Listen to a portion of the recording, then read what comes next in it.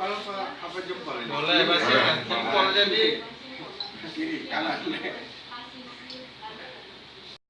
Datangan tamu dari mana ini Pak?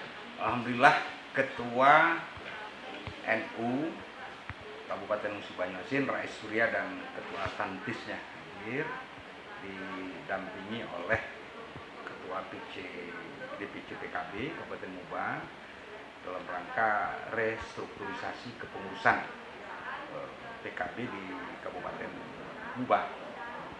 Lagi kemarin itu ada Ketua Dewan Suro kita kan meninggal, Kiai Azizi.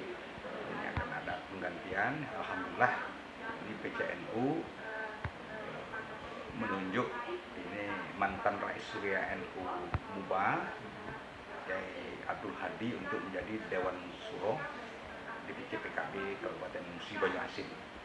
Intinya itu. Ini persiapan juga untuk 2024 ini Pak? Persiapan dalam rangka kita pemilu di 2024 nanti. Siap.